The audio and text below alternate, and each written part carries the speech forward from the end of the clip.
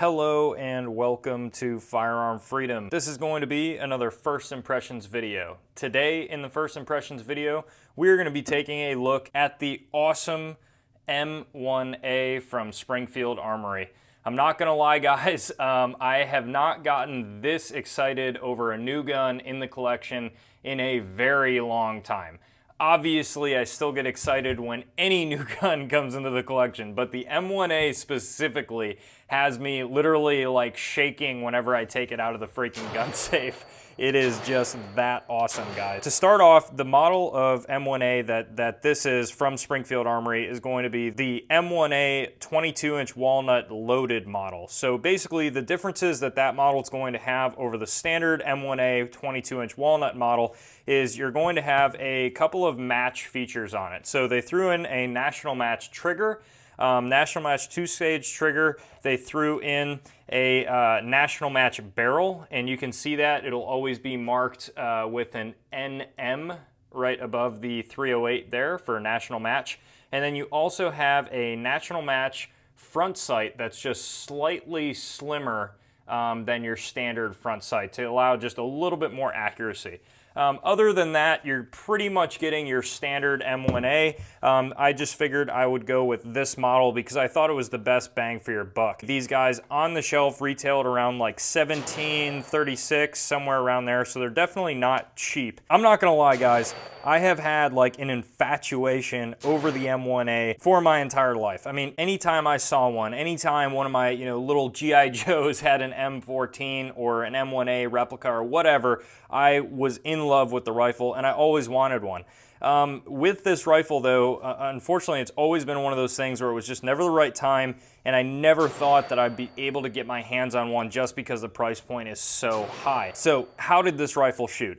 Well, when we first brought it to the range, the first magazine and the last magazine functioned absolutely flawlessly. I had no issues, I had no failures to feed, I had no issues as far as like getting magazines in properly, getting the operating rod to work right. I mean, nothing was wrong with the gun from out of box to at the range to the amount of ammunition that I shot through it. One of the first things that I noticed about the M1A here was how much more mobile the rifle was than I originally thought it was. So I have shot M1As before, but it was just at our indoor range at the shop. So I really never got any like kind of outdoors in-range experience with the M1A here.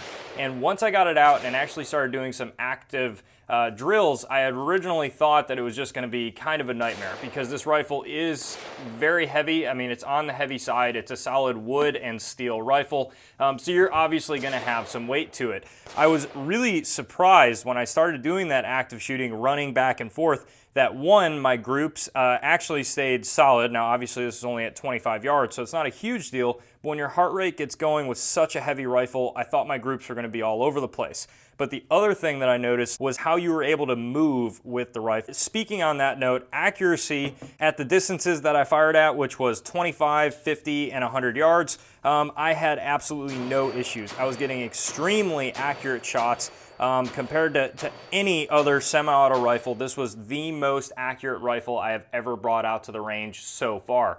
So that was extremely impressive to me. The trigger itself, for a National Match trigger, it's not the best thing in the world. So for your trigger here, it is a 2-stage trigger. So you have your take-up right there, a really small amount of take-up, and then you hit a very crisp wall, and then your break is right about there, and your reset right there. For a standard kind of mil-spec style trigger, it was not bad at all, and I definitely can see the difference over this trigger from just your standard stock M1A trigger. The front sight was extremely nice when I started moving out to 50 and 100 yards. It really showed at just how narrow that front sight was and how I was able to really just pinpoint that right on the target. So normally your rifle will come with a 10-round magazine. Obviously I have the 20-rounder in there right now. This was the only 20-rounder I was able to get a hold of for the video itself, and this is one I picked up at the shop where I work, and it ended up costing me roughly around $45. Now this is the Springfield Armory magazine. It's made from Springfield Armory, and that is why the price is so extremely high. I was able to find a couple of these guys online, but I think you got to watch out at getting kind of like Pro Mag variants that are like 10 bucks. What I would always recommend with these M1A or M14 magazines is try to go with the military surplus magazines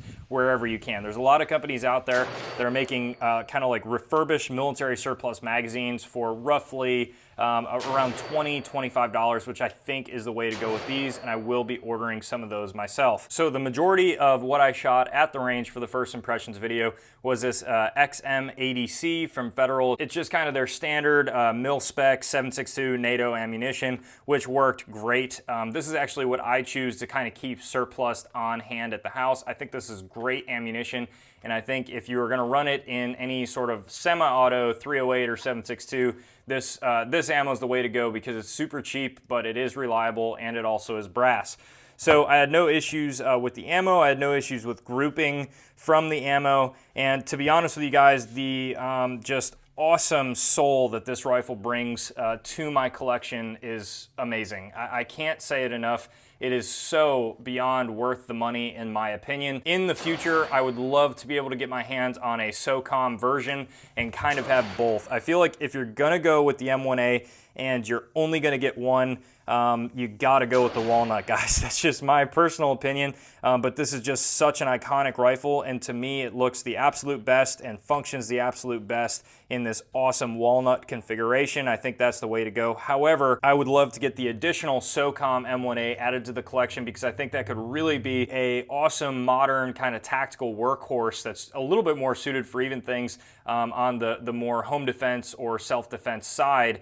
You know, today being able to put lights or whatever you want to put on it, you still obviously can do that here, but I feel like this rifle's best set up as a more DMR role in the length and configuration that it is right now. So to recap, guys, the rifle's been 100% reliable. It has been accurate. I would absolutely recommend purchasing it, and I honestly cannot say enough good things about this. I'm a little bit biased, obviously, because I've wanted one of these rifles for my whole life, and I think this rifle is an absolute must for everybody's gun collection out there. It's just that rifle that screams America, and to me, this is right up there with the M1 Garand, which, little hint, hint, you guys might be seeing that somewhat soon on the channel. So stay updated, stay subscribed, hit that bell down below, and it'll keep you updated on all that. But that's pretty much gonna wrap this video up, guys. I just wanted to give the M1A here just a little bit of spotlight at just how good it shot, how good it functioned, and how excited I am that I finally have my hands on one of these guys.